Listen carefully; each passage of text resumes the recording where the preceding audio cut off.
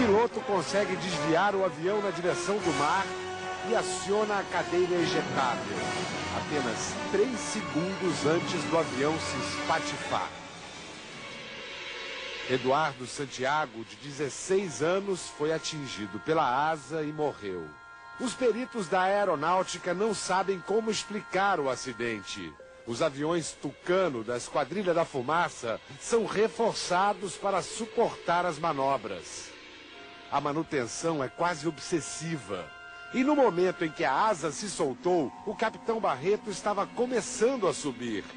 A pressão sobre o aparelho era de 3 vezes a força da gravidade. O Tucano suporta até 11 vezes a força da gravidade. Foi um acidente inédito em 44 anos de Esquadrilha da Fumaça.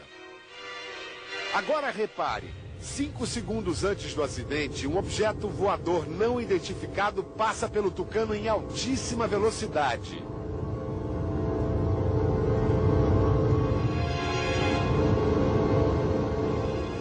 Será que esse estranho objeto tem algo a ver com o acidente?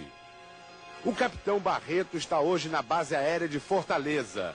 A convite do Fantástico, ele assistiu às imagens em que aparece o suposto OVNI. Durante o voo, eu realmente não observei isso aí. Na sua opinião, o que seria esse objeto?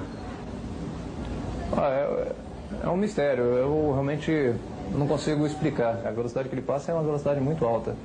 E interessante também o tamanho dele. É um tamanho pequeno, né? Em relação ao todo da aeronave, que a gente pode observar, o comprimento da aeronave são 10 metros de comprimento. O objeto, ele, se comparado ao tamanho da aeronave, é bastante pequeno mesmo. O capitão Barreto diz que em 17 anos de carreira nunca tinha visto nada parecido com isso. É realmente um mistério, né? A ser estudado também, quem sabe. O ufólogo cearense Reginaldo de Ataíde, que há 36 anos pesquisa os chamados OVNIs, processou as imagens do objeto no computador.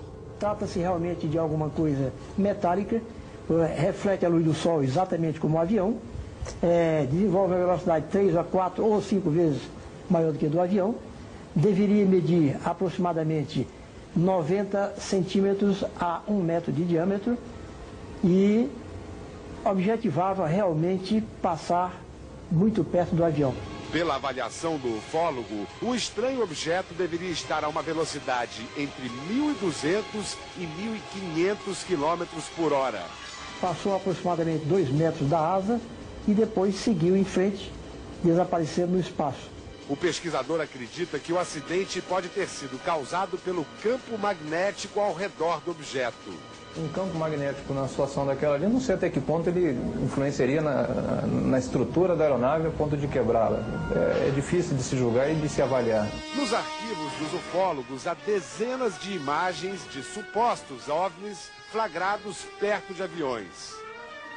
Em junho de 76 foram feitas estas cenas. Um pequeno objeto acompanha o Concorde.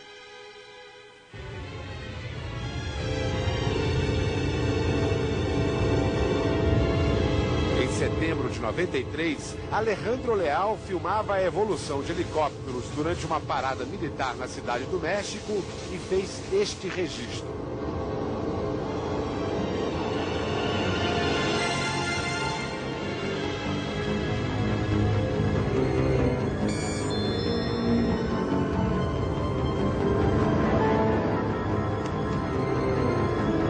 A maioria dessas imagens foi conseguida por puro acaso.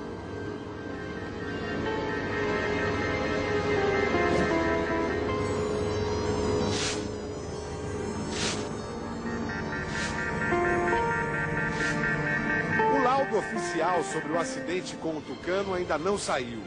Mas o capitão Siqueira, coordenador da Esquadrilha da Fumaça, diz que houve fadiga no material das ferragens de suporte. Todos os aviões da frota receberam reforços e já voltaram a fazer voos de treinamento. Com relação à imagem do estranho objeto que aparece perto do Tucano, o capitão Siqueira foi seco. Não tenho elementos para falar sobre isso.